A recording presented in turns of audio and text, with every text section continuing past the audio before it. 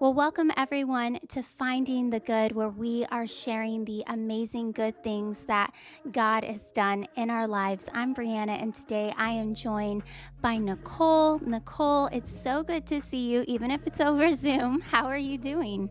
I am great. It's so good that we're finally getting to do this. I actually met Nicole last December at a Set Apart Women's event, and I had the pleasure of sitting right next to her. And so we got to know each other a little bit. And then she shared her testimony with me. And before we get into her testimony, actually, Nicole, why don't you just share a little bit about yourself? Yeah, so my name is Nicole, and I grew up in Fort Worth, really. And I have two kids, Andrew, who's 19, and Jade, who's 14 right now. I've Hmm. been married for 25 years, which is an absolute Amazing. miracle, let me tell you. Yeah. But I'm still trying to figure out what to be when I grow up. I've been so many different things. I've been a women's leader, a children's pastor, a youth pastor, all kinds of things, a principal of a school. Um, but one thing about me is that I just love people. I love God's kids. Yeah. And so I just find different places to love people no matter where I am. But I'm really excited about what God is doing in the body of Christ right now. It's really cool to Amen. see. So I'm just happy to be part of it. Yeah, that's amazing. And so, like I said, sat next to Nicole. She told me her testimony. And right away, I was like, oh my gosh, you have to be on Finding the Good. This testimony is so powerful. And she looked at me and not sure if she remembers, but I definitely will never forget this. She looked at me and she said, of course, I would love to. I finally feel ready and healed to share my testimony. I wanted to make sure that I was healed before I shared it publicly. And I thought, that is just so powerful. There's so much wisdom in that because when we share our testimony, not only are we sharing the good things that God has done in our lives, but we also want to be ready to help, those people to walk through whatever it is that they're walking through. And we can only really do that when we're healed in Jesus because we can only take people as far as we've come. And so I just thought that was really powerful and just something all of us can take into consideration. And so today Nicole is going to be sharing her experience about having an abortion. And I was telling Nicole before we got started that I woke up feeling a little nervous, and not nervous in the sense that, this wasn't going to go well. Nervous just because I know, a good nervous because I just know the weight of her testimony and just how powerful it is. And last night we got the news that Roe versus Wade might be overturned.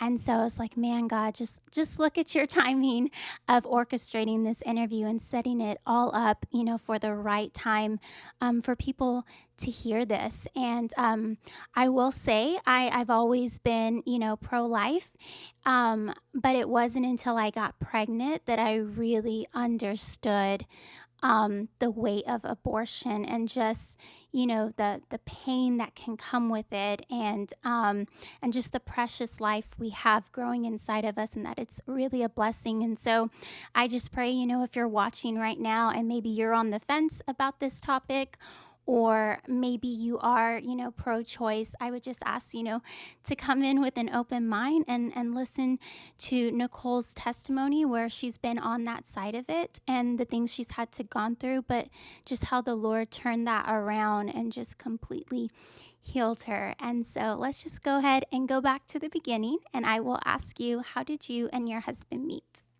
Yeah, we met at a small Christian college in East Texas.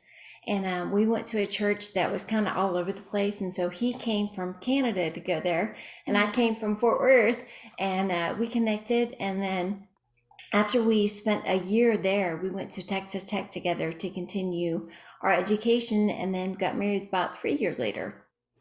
Gotcha. And so before you got married to your husband, though, that is where you found out you were pregnant. It was before you guys were married. So can you go back to that moment and tell me how you felt, how both of you felt when you found out you were pregnant? Sure. Well, first of all, let me back up to how I got pregnant. Can we do that? Yeah, go for it. Trust me, I'm not going into ugly details about that. But, I think it's important to say this. I got pregnant the very first time I ever had sex, the Wow. very first time. And it's not what you want to happen. You think you're going to get away with it, and then you don't. And you're like, Mhm. ah, what happened? And Yeah. so, really, when I look back at what happened, it's almost like it was a different person. Mhm. Um, but as I become healed in that, I'm starting to embrace that person and have compassion for her, if that makes Mm. sense. Mhm. But the very first time I had sex outside of marriage, I got pregnant. And it took a few weeks for me to realize what was going on, and hoping that wasn't the case, but then realizing no, it was. Mm. And I was by myself in a hotel room on vacation when I found out that I was pregnant. And, Wow. you know, I don't know how to describe it other than kind of being numb to it. Like, okay, now what? And when I knew I was pregnant, I took test after test after test to try to figure out, okay, is this really what's happening? And went to a pregnancy aid center, and even her test came back negative Oh wow. when I was in the process of finding out if I was pregnant or not. And she spoke to me about being a mom and about having hope and healing. And I was like, oh, I would never have an abortion. And but then after a few more pregnancy tests, realized no, I was pregnant, and having to embrace that truth. And then going forward from there, once I knew that that really was the case. Mhm. Yeah, and so how did you and I guess your boyfriend at the time, how did you guys come to the conclusion to have an abortion? You know, that's one of those things that's really, I look back on and I go, what was I thinking? Mhm. Um, and when, if I'm really honest with myself, what was happening was that you think you're going to get away with something. And it's like, okay, let's hide it. And then it never happened. Um, and at the time, I was going to Texas Tech University. And when I went back from the vacation, I had been exposed to mono. And so I went for testing for that. And she said, is there anything else? And I said, yes, I think I might be pregnant.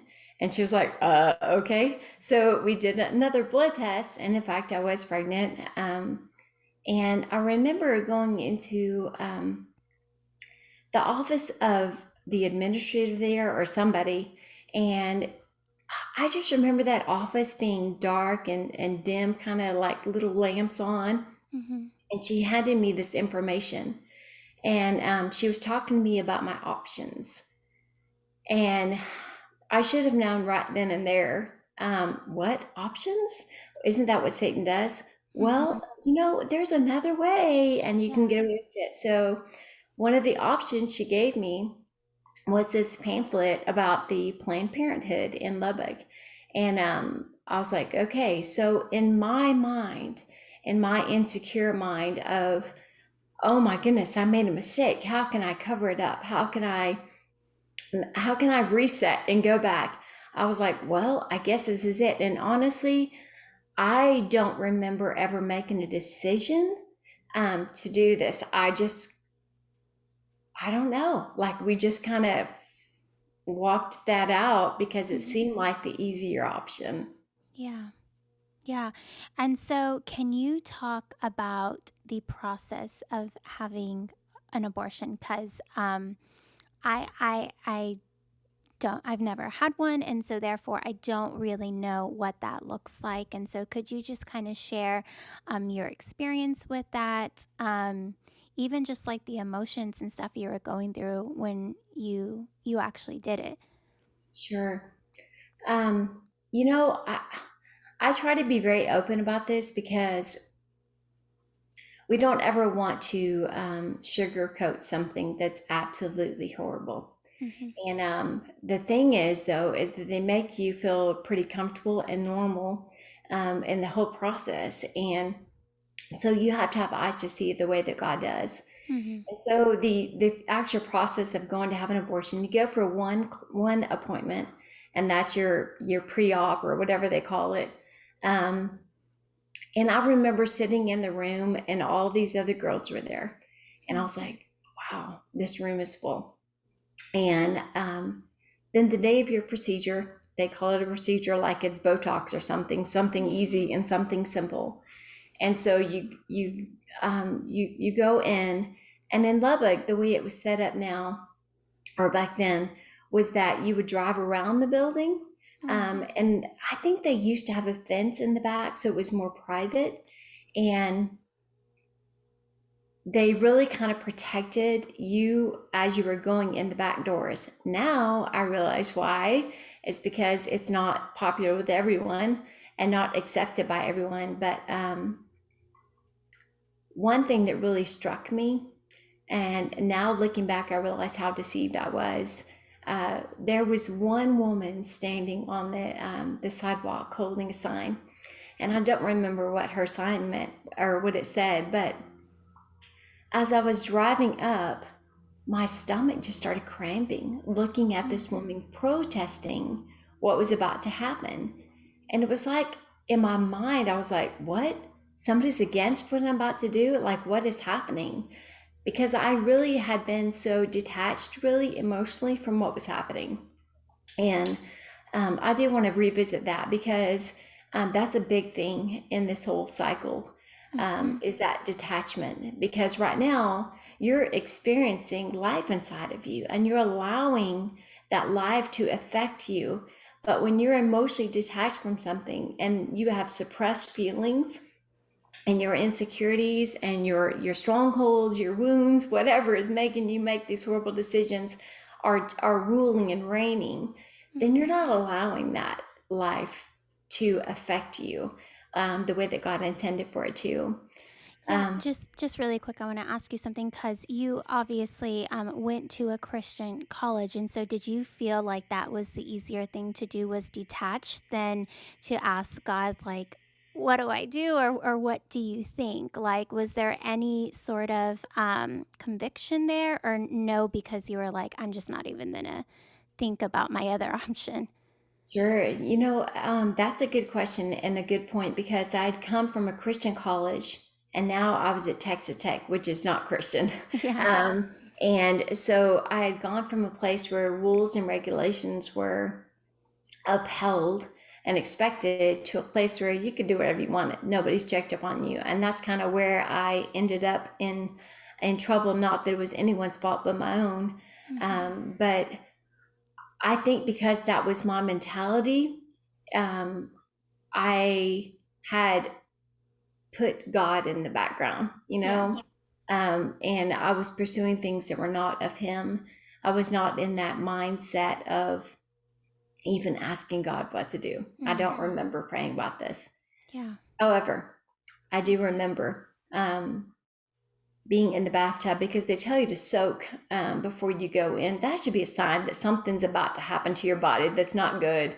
Yeah. But they tell you to soak in the bathtub before you head there. And I remember praying and just asking God, God, if this is wrong, please forgive me. And I was like, oh my goodness. And that's the only time I remember praying, Brianna. The only Mm-hmm. time. Mm-hmm. And anyway, so that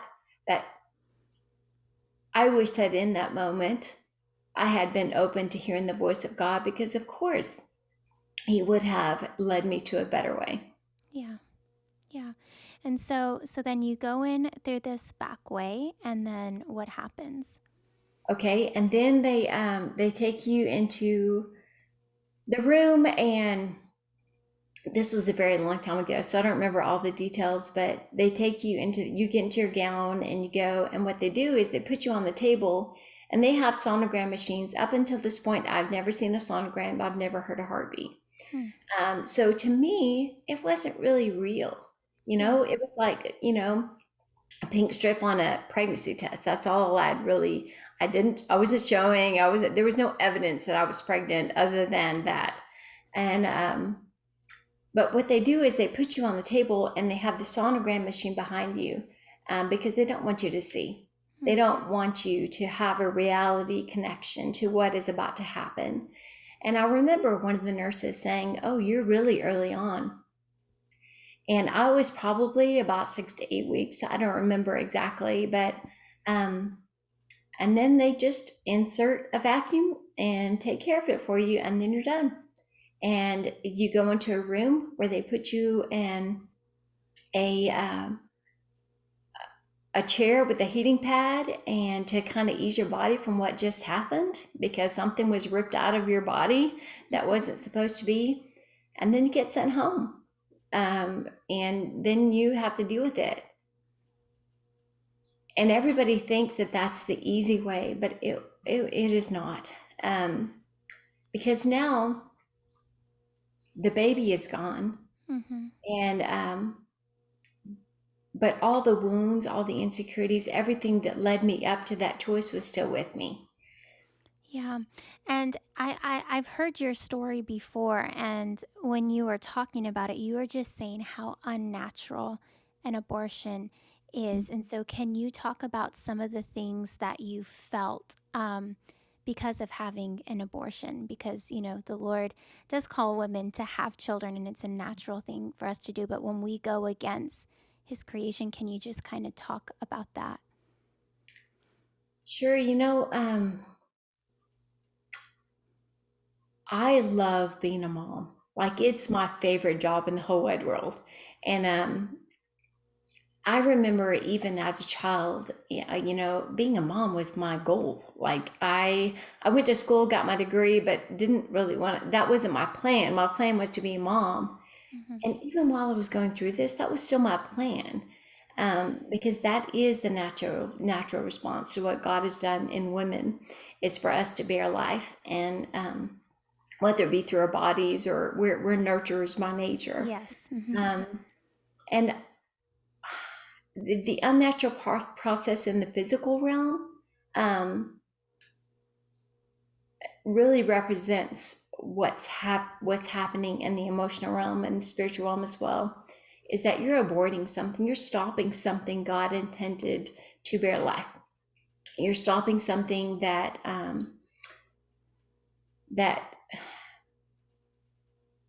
was for you. You by your strength are ending something that should have been a blessing. Yeah. Yeah. And so then after having the abortion, um, did you choose not to tell anyone and isolate and kind of go through that by yourself? Or did you reach out to someone?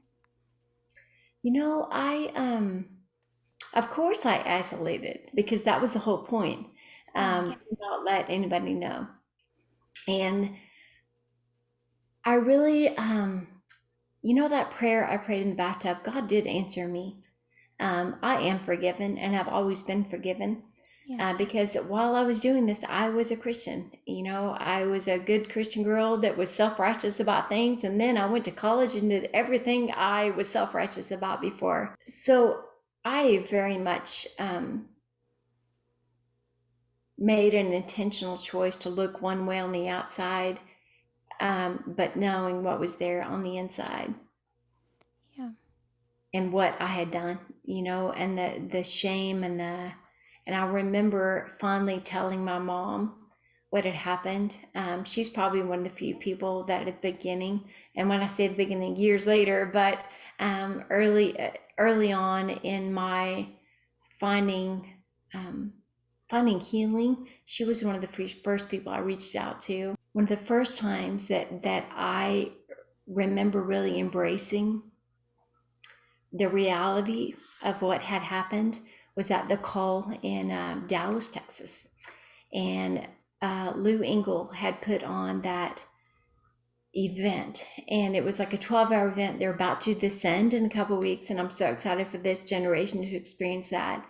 But Justice for All was there, and they had a whole display, and they were talking to people about abortion, about pro-life, and the whole thing, it seemed, was about judges, and praying for judges in our country to rule righteously and how much power they have. And one of the things they did at that event was they had people stand up that had had abortions, Hmm. And it was the first time that I remember standing up for my baby. And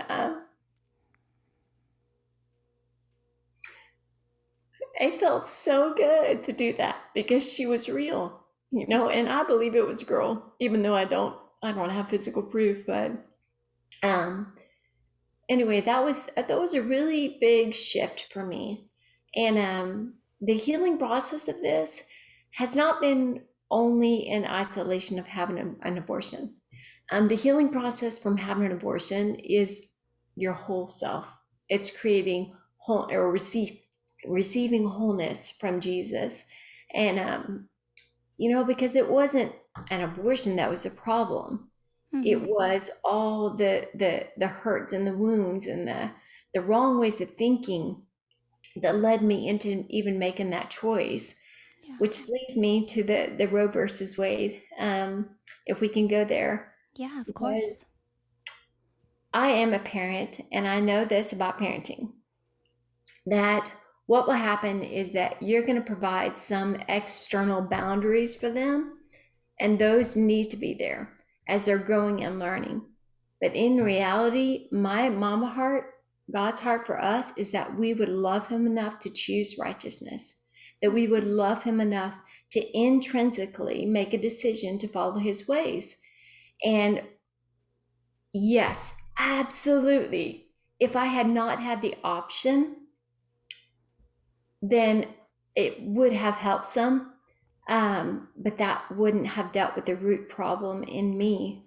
And that is where I know I'm called to help the body of Christ, is to help with wounds, to find freedom from things that are strongholds in our life that make us make horrible choices that hurt Hmm. us in effort to cover up ways that we messed up, Yeah. instead of receiving Jesus and his power to overcome. So, looking back at that season now, how can you see the goodness of God coming out of it? You know, I think that if I had to pick one thing from that whole season, is that I realized that I need Jesus. Hmm. I really need Jesus just as much as everybody else does.